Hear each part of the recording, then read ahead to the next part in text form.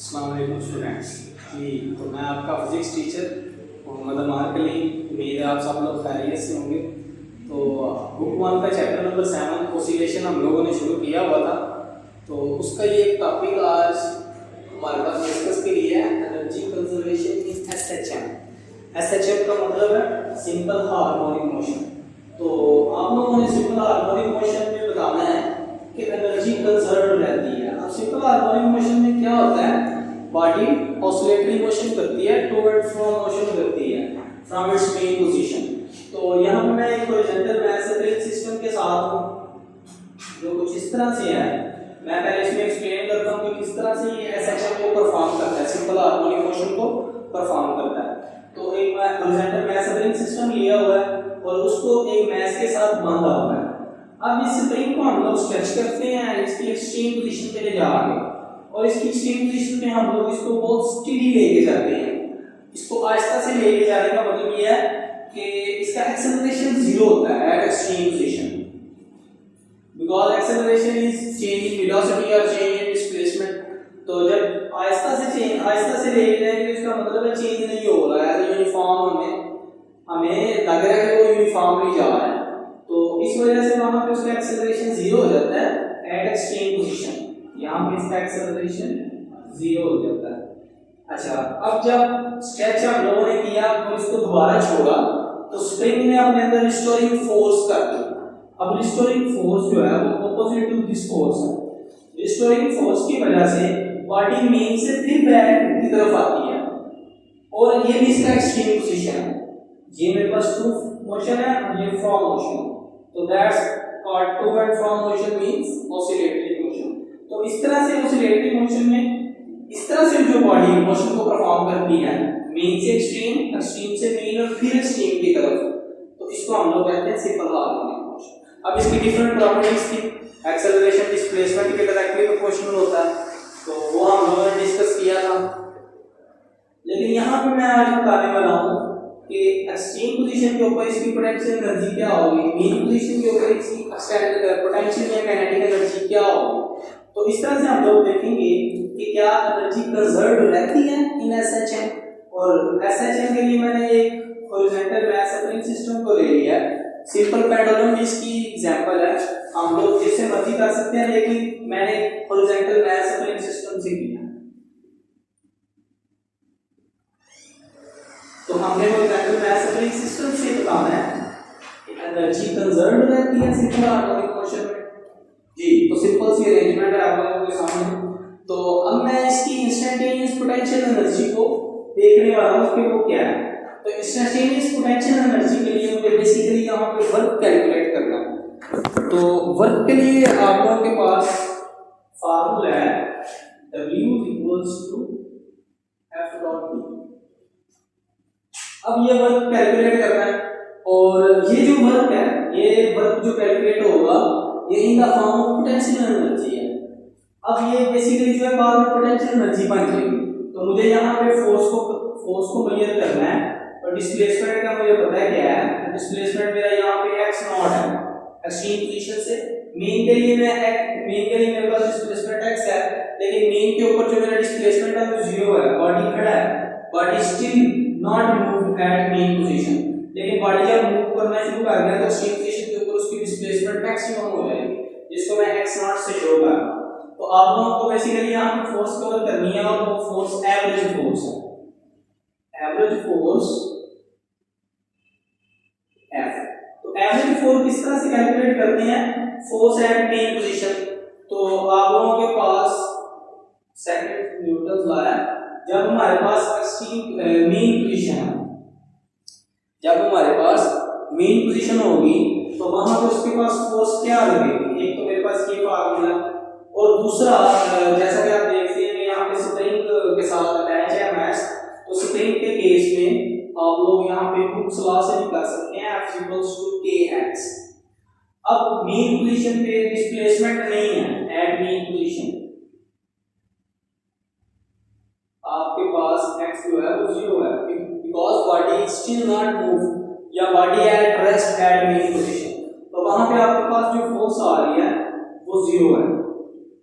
लेकिन अगर हम बॉडी की बात करेंगे, बॉडी एक्सट्रीम पोजीशन बॉडी का डिस्प्लेसमेंट होता है कुछ ना कुछ, और according to Hooke's law F equals to K, और यहाँ पे जो x है वो किससे रिप्लेस हो जाएगा, x नॉट से। और एवरेज के लिए मुझे क्या करना है, दोनों फोर्सेस को ऐड करना है, दोनों फोर्सेस को ऐड करने के बाद 2 पे डिवाइड करना है। तो यहाँ पे जो मेरे पास एवरेज फोर्स मुझे मिल रहा है x नॉट डिवाइडेड बाय 2। तो यहाँ पे मेरे पास ये मेरा एवरेज फोर्स है at mean position at extreme positions, और यहाँ पे जो डिस्प्लेसमेंट है वो x है F4x। तो मैं फोर्स का फार्मूला यहाँ पुट कर रहा हूँ, that is the work and calculating work x not x not, और यहाँ पे हम लोग एक्सट्रीम की बात करते हैं, पोटेंशियल डिफरेंस। तो मैंने पहले बताया है ये जो वर्क है जो इसको एक्सट्रीम पोजीशन से मीन की तरफ ला रहा है और फिर मीन से एक्सट्रीम की तरफ ला रहा है, एसएचएम बेसिकली परफॉर्म करवा रहा है, तो वो in the form of potential energy.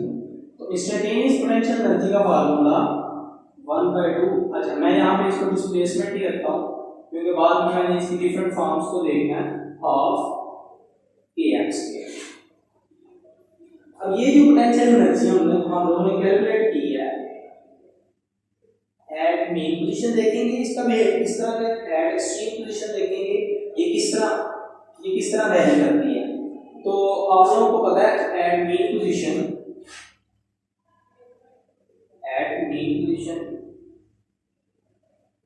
जो बॉडी है वो मूव नहीं करती या बॉडी रेस्ट पे होती है, तो उसका डिस्प्लेसमेंट क्या है, उसका डिस्प्लेसमेंट है 0। तो डिस्प्लेसमेंट 0 होगा एट मेन पोजीशन, तो पोटेंशियल एनर्जी की वैल्यू क्या हो जाएगी, तो पोटेंशियल एनर्जी की वैल्यू एट मेन पोजीशन 0। अब मैं यहाँ पे लिख देता हूँ क्योंकि मुझे देखना है कि एनर्जी कंजर्व करती है कि नहीं करती। Potential energy is 0 at mean position, लेकिन बॉडी जब एक्सट्रीम पोजीशन पे जाएगी तो वहां पे उसका डिस्प्लेसमेंट है x not at extreme position. जो बॉडी का डिस्प्लेसमेंट है वो x नॉट है, तो पोटेंशियल एनर्जी जो होगी एट एक्सट्रीम पोजीशन उसको हम लोग 1/2 kx नॉट स्क्वायर से शो करेंगे। तो यहाँ पोटेंशियल एनर्जी का मेरे पास मैक्सिमम वैल्यू होगी, जब मेरे पास डिस्प्लेसमेंट मैक्सिमम होगा तो पोटेंशियल एनर्जी की वैल्यू मैक्सिमम होगी। अब मैं एक्सट्रीम पोजीशन पे लिख देता हूँ पोटेंशियल एनर्जी की क्या वैल्यू, मैक्सिमम वैल्यू है potential energy at extreme position. Extreme पे दोनों एक्सट्रीम पोजीशन में पोटेंशियल एनर्जी की वैल्यू मैक्स होगी, लेकिन मेन पोजीशन पे जहां बॉडी मूव नहीं कर रही है, डिस्प्लेसमेंट कोई नहीं है, वहां पोटेंशियल एनर्जी की वैल्यू 0 है। अब इसी के साथ जब हम एनर्जी की बात करते हैं तो एनर्जी बेसिकली पोटेंशियल एनर्जी है और काइनेटिक एनर्जी है, और काइनेटिक एनर्जी का आप लोगों को फार्मूला पता है हाफ mv²। अब ये जो इंस्टेंटेनियस वेलोसिटी है ये हम लोगों ने पहले डिस्कस की थी, that's x naught √k/m 1 minus x over x naught जी। तो वेलोसिटी के लिए हम लोगों ने इंस्टेंटेनियस वेलोसिटी जब हम लोग हॉरिजॉन्टल मास स्प्रिंग सिस्टम की बात कर रहे थे तो हम लोगों ने उसकी इंस्टेंटेनियस वेलोसिटी को डिस्कस किया था। अब इस इंस्टेंटेनियस वेलोसिटी को यहाँ काइनेटिक एनर्जी के फार्मूले में पुट करेंगे और काइनेटिक एनर्जी के लिए एक रिलेशन डिफाइन करेंगे ऑफ mv²। तो x नॉट के ऊपर स्क्वायर आ जाएगा तो वो स्क्वायर हो गया, उसके बाद k/m 1 minus x over x not.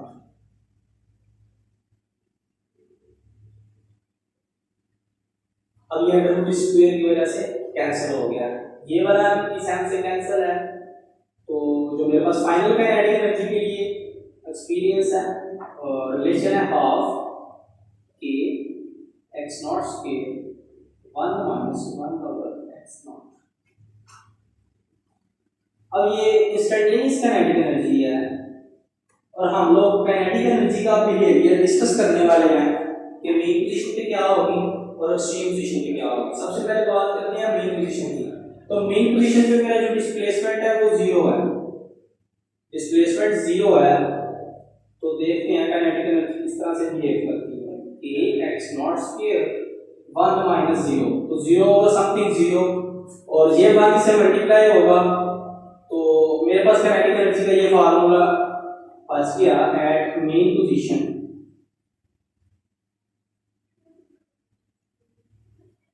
अब सेम पोटेंशियल एनर्जी का फार्मूला है लेकिन एक्सट्रीम पोजीशन के लिए। तो एट मेन पोजीशन में देख रहा हूं मेरे पास जो काइनेटिक एनर्जी आ रही है वो मैक्सिमम आ रही है, तो मैं मेन एनर्जी पे लिख देता हूं, मेन पोजीशन पे लिख देता हूं मैक्सिमम काइनेटिक एनर्जी। अब आप लोगों को पता है एक्सट्रीम पोजीशन के ऊपर उसका डिस्प्लेसमेंट x नॉट होता है।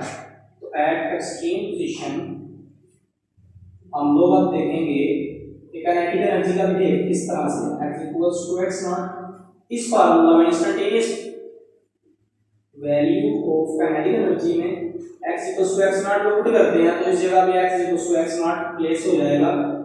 Kinetic energy at extreme position of a x not square 1 minus x not over x।